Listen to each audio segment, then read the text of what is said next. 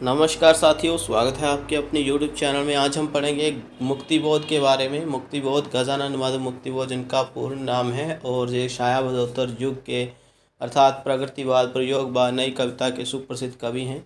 निबंधकार, आलोचक और कहानीकार के रूप में भी जाने जाते हैं साथियों। तो इनके बारे में हम पढ़ना शुरू कर रहे हैं। बिल्कुल संक्षिप्त जानकारियाँ दे रहे हैं और हिंदी मास्टर कैडर में निबंधकार के रूप में लगे हुए हैं। तो हिंदी मास्टर कैडर के लिए जो वीडियो बहुत लाभदायक होने वाली है और इसके अतिरिक्त अन्य हिंदी साहित्यिक परीक्षाओं के लिए भी। तो साथियों मैं पढ़ना शुरू कर रहा हूँ। यदि आपको क्लियर नहीं दिखा दे रहा वीडियो में तो आप ऐसा करिए, रोटेट मोड पर वीडियो देखिए और थोड़ा सा वीडियो क्वालिटी बढ़ा लीजिए, ठीक है। आगे तो साथियों जीवन वृत्त पढ़ रहे हैं हम इनका। हिंदी साहित्य जगत में आज सबसे अलौकिक मुक्तिबोध का जन्म 13 नवंबर 1917 ईस्वी को मध्य प्रदेश के रायपुर ग्वालियर कस्बे में हुआ, ठीक है। रायपुर कहा जाता था तभी, अभी ग्वालियर कहा जाता है। तो उनका पूरा नाम गजानन माधव मुक्तिबोध था। साथियों आगे पढ़ रहे हैं इनके बारे में और, ठीक है। कवि के पिता, मुक्तिबोध के पिता का नाम माधवराव मुक्तिबोध, जो ग्वालियर राज्य की पुलिस विभाग में अधिकारी थे, और माता का नाम है पार्वती बाई, जो एक पढ़ी लिखी धर्मपरायण स्त्री थी। और मुक्तिबोध के 3 भाई थे, ठीक है। उनमें से एक भाई जो है छोटे भाई जो थे उनके शरद चंद्र, वह मराठी के एक प्रतिष्ठित कवि हैं, काफ़ी मशहूर है मराठी भाषा में, ठीक है। और मुक्तिबोध की प्रारंभिक शिक्षा उज्जैन में हुई, ये भी आप लिख लीजिए साथियों। इसके अतिरिक्त यह भी बता देते हैं कि उनकी जो उच्च शिक्षा है वो भी उज्जैन में ही हुई थी, ठीक है। तो उन्होंने BA किया, MA किया, कुछ स्कूलों के वो प्रधानाचार्य पद पर भी रहे, ठीक है। बहुत सारे उन्होंने कार्यभार संभाले।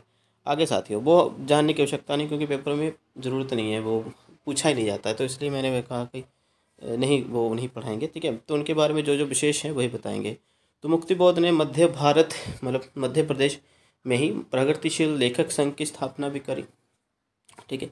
और इसकी मीटिंग में कौन कौन आया करते थे? रामविलास शर्मा आया करते थे, याद होगा आपको, बहुत अच्छे आलोचक हैं।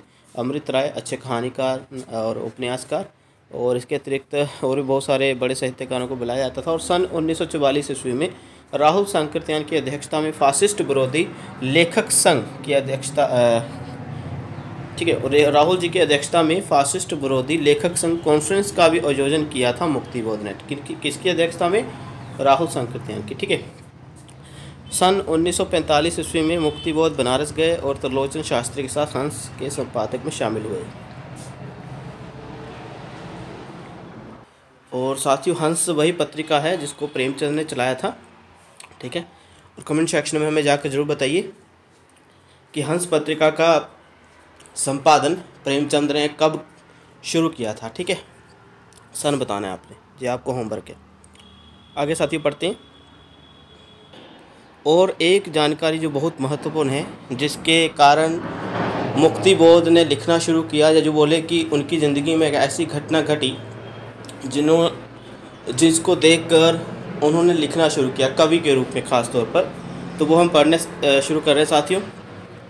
नागपुर में उन दिनों वे कृष्णानंद सोखता द्वारा संपादित नया खून, जो निर्भीकता से मजदूरों का पक्ष लेता था, नया खून मतलब ये पत्रिका का नाम है, उसमें मजदूरों की बातें होती थी, मजदूरों के हकों की बातें होती थी, अधिकारों की बातें होती थी, बिल्कुल निडरता से, निर्भीकता से बातें उठाई जाती थी मजदूरों के हक में। उन दिनों जब ये बहुत सारे संघों की स्थापना कर रहे थे, सन 1940 से लेकर 1955 के बीच की बात हो रही, ठीक है। तो इस पत्रिका में, नया खून पत्रिका में मुक्तिबोध लिखने लगे। इस दौर में उन्होंने कामयानी एक पुनर्विचार नामक जो है ग्रंथ भी लिखा, जो आलोचनात्मक ग्रंथ है, ठीक है। और उसी दौरान एक्सप्रेस मिल, ये मध्य प्रदेश में है, एक्सप्रेस मिल के मजदूरों पर गोली चलाने का दृश्य एक रिपोर्टर की हैसियत से मुक्तिबोध ने देखा। बिल्कुल आंखों देखा दृश्य यह था, ठीक है, कि मजदूरों पर जो विरोध कर रहे थे अपने मालिकों का, अपने हकों के लिए, पूरी तनख्वाह के लिए, यही होते उनकी मांगी, ठीक है। बहुत सारी मांगे और भी होती। तो उन्होंने क्या करा कि जो मालिक थे उन्होंने गोली चलवा दी मजदूरों पर। यह दृश्य एक रिपोर्टर की हैसियत से, ठीक है, एज ए संवाददाता मुक्तिबोध ने देखा। उन्होंने सिरों को फूटना और खून बहना अब अपनी आंखों से देखा। उनके नागपुर जीवन के बहुत सारे संदर्भ अपनी सशक्त कविता अंधेरे में के अंतस्थल में समेटे हुए है। और माना जाता है कि ये घटना जो उनकी लाइफ में हुई, इस घटना ने उनके ऊपर बहुत गहरा प्रभाव डाला। और यही कारण था कि प्रगतिवाद में भी उन्होंने खूब लिखी कविताएं, जैसे ब्रह्म राक्षस, अंधेरे में, भूरी भूरी खा है ना, खाकदूल, भूरी भूरी खाकदूल एक उनका काव्य संग्रह भी है, उसमें ऐसी कविताएं देखने को मिल जाती हैं। अभी उनके बारे में हम पढ़ेंगे साथियों, उनकी रचनाओं के बारे में लिख लीजिए कॉपी पेन लेकर, बाकी घटनाएं भी लिख लीजिएगा साथियों। चांद का मुंह टेढ़ा है, ये कविता संग्रह है, इसमें बहुत सारी कविताएं हैं उनकी। 1964 ईस्वी में प्रकाशित हुआ भारतीय ज्ञानपीठ की ओर से। और दूसरी रचना उनकी मानी जाती है, मिक्स कर दिया साथियों, कविता संग्रह है और उनकी लोचनात्मक कृतियाँ और निबंधात्मक कृतियाँ मिक्स कर दिया है, मतलब क्रमानुसार से बता रहे हैं आपको, तो सभी लिख लीजिएगा, सभी इम्पोर्टेंट है, ठीक है। नई कविता का आत्म संघर्ष तथा अन्य निबंध, ये एक निबंध संग्रह है उनका, ठीक है। निबंध संग्रह उनका एक ही मिलता है, बाकी लोचनात्मक कृतियाँ और काव्य संग्रह और कहानी संग्रह मिलते हैं। तो निबंध संग्रह ये लिख लीजिए, इसको प्रकाशन हुआ था 1964 ईस्वी में विश्व भारती प्रकाशन संस्थान के द्वारा, ठीक है, लिख लीजिए, इंपॉर्टेंट है। एक साहित्य की डायरी जैविक लोचनात्मक कृति मानी जाती है, जो कि डायरी शैली में लिखी गई है। निबंध संग्रह है यह है, यह भी एक निबंध संग्रह, एक लोचनात्मक संग्रह भी माना जाता है।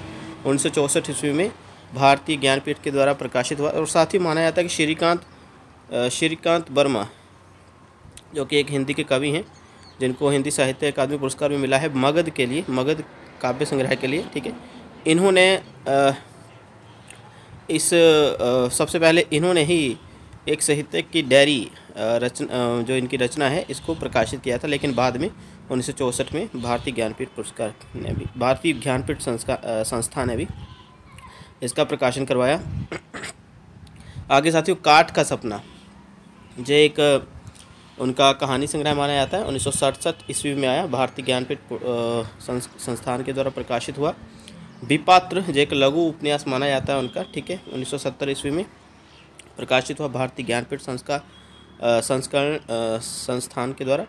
और नए साहित्य का सौंदर्य शास्त्र, जो 1971 में आया, राधा कृष्ण प्रकाशन के द्वारा प्रकाशित हुआ, ठीक है जी। नए साहित्य का सौंदर्य शास्त्र, ये एक आलोचनात्मक कृति है उनकी।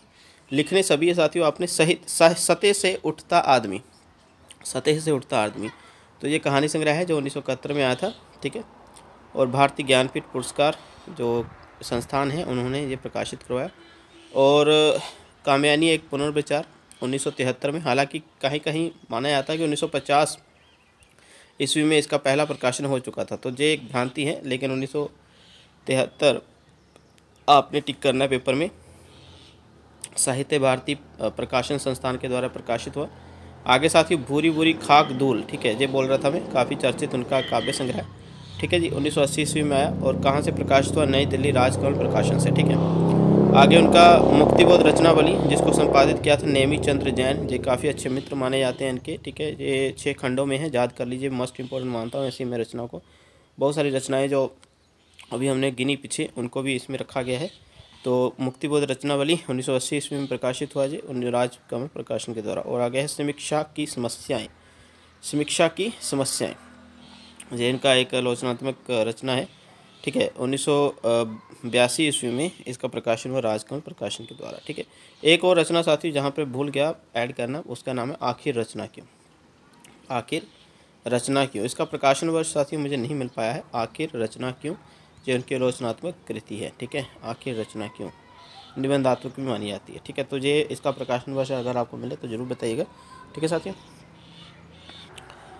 एक और रचना साथी जिसका प्रकाशन वर्ष मुझे नहीं मिला है, उसका नाम है भारतीय साहित्य और संस्कृति। क्या है? भारतीय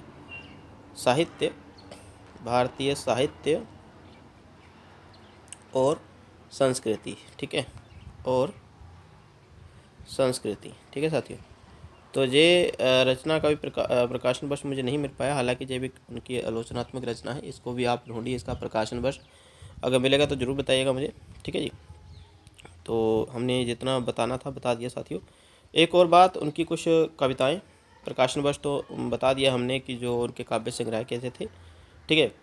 तो उनकी जो कविताएं हैं वो इस प्रकार से, कुछ कविताएं जो सिंगल हैं उनकी, और मुझे कदम कदम पर शहर स्वीकारा उनका काफ़ी अच्छी कविता मानी है। ब्रह्म राक्षस, पूंजीवादी समाज के प्रति नाग देवता। आगे है रहा नाग देवता, रात चलते हैं अकेले ही सितारे। आगे जो है बेचैन चील, लकड़ी का रावण, दिमागी गुहादाकार का उरांग उटांग। ठीक है, तो ये तो हो गए उनके बारे में जानकारी जो संक्षिप्त में हम दे रहे थे। इतनी ही जानकारी आज साथियों लेकर आए थे, और भी मिलेगी मुक्तिबोध के बारे में तो ज़रूर आपके साथ साझा करेंगे। तो मिलते हैं अगले वीडियो में किसी और टॉपिक के साथ। तब तक अपना ध्यान रखिए। धन्यवाद। वीडियो अच्छी लगी तो लाइक कमेंट शेयर जरूर करिएगा। चैनल को सब्सक्राइब भी जरूर करिएगा। धन्यवाद साथियों।